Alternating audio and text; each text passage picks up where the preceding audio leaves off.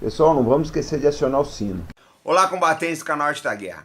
No vídeo de hoje, nós vamos fazer um debriefing do que foi o exercício Vostok 2018 da Rússia. Antes de mais nada, eu queria dizer uma coisa para vocês. Um dos primeiros comandantes que eu tive no Corpo de Fuzileiros Navais, o almirante, ele disse uma vez, logo que nós chegamos à divisão anfíbia, ele disse uma vez uma coisa muito importante, que você fazer uma manobra, tá, sem a crítica do exercício depois é treinar o erro. E é isso exatamente que nós vamos fazer. Nós vamos fazer uma análise, tá, do exercício envolvendo russos, chineses, pessoal da Mongólia, e para que o nosso assinante tenha uma visão panorâmica daquilo que aconteceu esses dias aí no Extremo Oriente. Pessoal, antes de mais nada eu quero colocar uma coisa. A Rússia tinha prometido 300 mil militares, eles não conseguiram colocar isso de forma alguma, tá? Então, o que se coloca, porque não tem como saber também quantos, não tem uma catraca ali que diz quantos militares participaram. Então, analistas, eles colocam os mais pessimistas aí 50 mil e os mais otimistas 150 mil, que é metade, tá, do estimado. Outra coisa interessante também, os russos eles têm uma maneira de avaliar, de contar o exercício, ele é bem, assim, foge um pouco dos padrões, que é o seguinte, normalmente uma brigada são 3 batalhões, né? Se 2 ou 1 batalhão participou, eles já colocam como se a brigada tivesse participado, ou seja, se 800 militares participaram, eles colocam aí como se os 4 mil tivessem ido, e na verdade não é assim. Então o exercício foi bem superestimado pelos próprios russos e pelo Ocidente, que esperava uma coisa maior. Agora, não resta dúvidas que o exercício foi um sucesso, tanto que o mundo inteiro olhou para aquela região remota do mundo. Aquela região ali que o Vostok aconteceu, né? É uma região pouco povoada, com pouca estrutura de transporte, de comunicação. As forças armadas da Rússia e da China aproveitaram para treinar também o lançamento desse tipo de estrutura logística, de transportes, etc.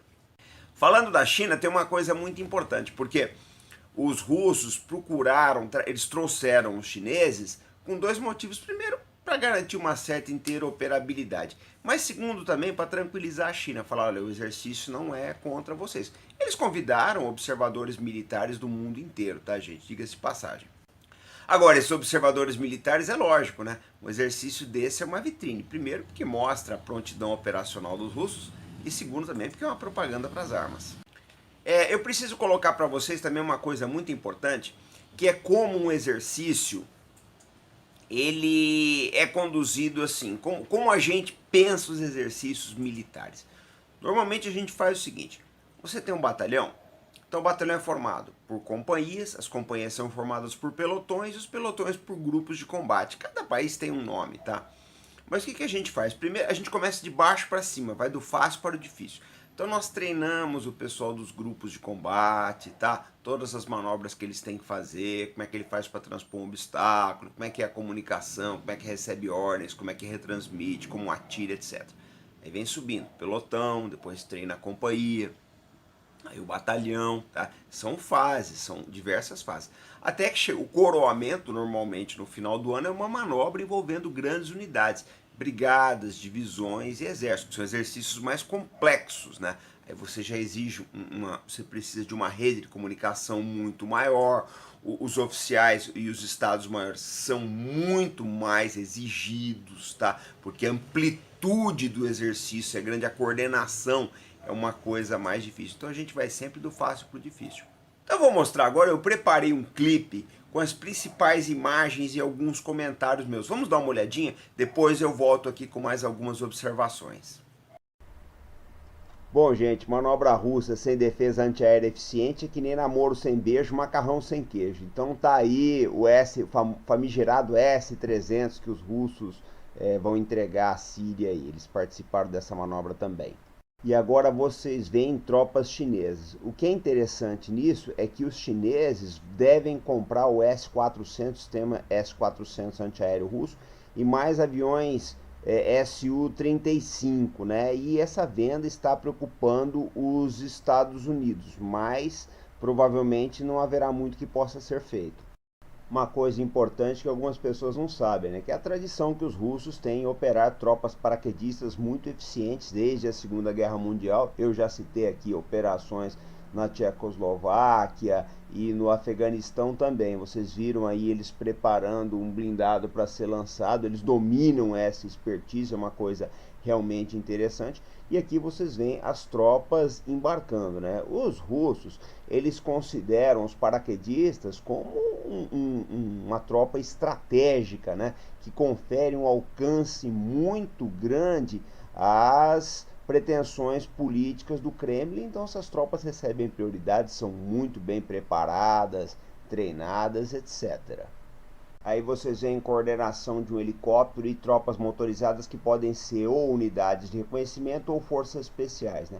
É que coisas mais logísticas, né? O transporte de blindados via ferrovia, que é um movimento realmente interessante, tá? Aqui já unidades logísticas aí provavelmente fornecendo suprimentos. Aqui o pessoal de descontaminação QBN, isso é muito importante num combate, pessoal. E aqui os drones, os russos estão dando muita importância a esse novo tipo de equipamento. Aí eles observaram as lições da Síria, tá? Não tem como fugir disso daí. O Brasil tem que olhar para esse lado aí também, se bem que a gente já está avançando nesse campo aí, tá? Então é muita coisa, é bom a gente observar esses exercícios internacionais, para a gente ver como os exércitos estão operando.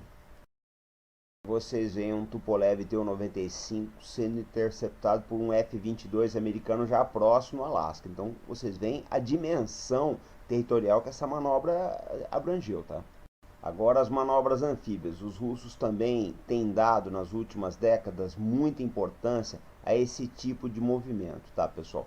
E o movimento anfíbio não é uma coisa simples, ele envolve navios especiais, equipamentos especiais, é toda uma nova doutrina, reconhecimentos especiais, tropas para fazerem a limpeza, reconhecimento da cabeça de praia, tá? Cálculo de gradientes, etc. E os russos estão trabalhando bastante nisso, tá? Eles têm essa preocupação porque, lógico, é projeção de poder estratégico.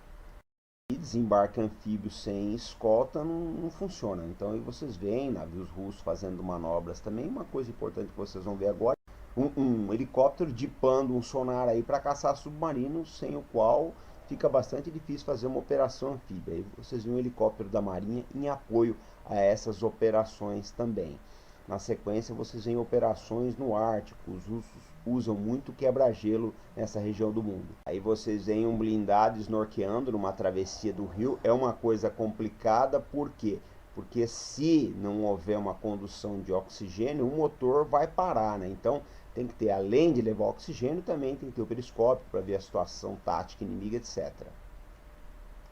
Agora, na sequência, vocês veem a travessia de um istmo. Eu não sei se ele é criação artificial de unidades de engenharia, tá, gente? Não parece. Mas, em todo caso, é sempre uma operação complicada. Aí vocês já veem aí um caminhão que acabou de realizar uma travessia de ponte. Aí vocês veem, essa ponte, sim, é artificial, é construída por unidades de engenharia. E eles estão lançando fumaça para proteger ela das vistas aéreas, tá? E esses cruzamentos desses pontos é sempre patrulhado pela polícia do exército, né? No caso a polícia militar. Nessa concentração de veículos vocês podem perceber a grandiosidade do que foi esse exercício aqui, tá? E aí os blindados manobrando na planície aí foi realmente um exercício muito importante. Agora vocês veem tropas recebendo a instrução. Parece que o pessoal que está junto ali é chinês. Eu não sei como é que foi a coordenação dessa língua aí, mas é uma coisa realmente muito importante essa interoperabilidade. E essa foto aqui eu achei muito interessante, com toda a tecnologia, ainda há tropas que usam cavalo nessa região do mundo, porque, lógico, as condições de terreno talvez obriguem a isso. E aí vocês veem a atuação da aviação russa, né? Eles já provaram que são extremamente eficientes, está aí o governo Bashar Assad, que só não caiu em virtude do trabalho da aviação russa, né? Mas é interessante que nesse exercício eles não usaram bombas de última geração, usaram umas bombas de segunda mão aí, porque eles deviam ter essas bombas em estoque, essas munições em estoque, e para que elas não perdessem a validade, usaram no exercício. As principais, as mais caras, mais sofisticadas, estão sendo todas enviadas para o teatro de operações da Síria, tá, pessoal? Vocês viram aí no clipe, então, quais são as preocupações dos russos nessa manobra, né? Comando e controle, logística, mobilização e inovação tática. Então, muita coisa que eles estão vendo nas guerras da Síria, e guerras em outros países, eles procuram colocar. E os russos, eles abusaram, pode-se dizer assim, o termo talvez seja o mais apropriado, abusaram do uso de drones nesses exercícios, tá, pessoal? Principalmente numa atividade muito difícil da vida militar, que é a BDA, que é a Battle Damage Assessment, avaliação de danos de batalha. O que é a BDA? BDA era o seguinte: quando tem uma batalha, você envia algumas aeronaves no campo de batalha, eles vão fotografar, através de fotos, sensores, observação direta, etc. Eles reportam o que foi destruído ali, se a ponte tal foi destruída, se quantos caminhões foram observados, quantos carros de combate, etc, etc. Só que é uma atividade perigosa. Na Guerra do Vietnã, por exemplo, os Estados Unidos perderam diversas aeronaves RA-5C Vigilante em atividades de BDA. Então, hoje os russos estão usando o drone. E, aliás, o drone é uma tendência, né, pessoal, para muita coisa. Para observação de artilharia, para reconhecimentos, né, para vigilância do campo de batalha, etc. E os russos estão bastante avançados nesse quesito de drones aí, tá? Não estavam alguns anos atrás. Hoje, as excelências em drones são, lógico, Israel, Estados Unidos, a Rússia anda bem, tá? França, Inglaterra, todos os países aí que têm efetivamente um portfólio militar, o chinês está indo para isso também, eles precisam ter drones aí confiáveis, com alcance, com bons sensores. Essa é uma tendência que não volta atrás, tá?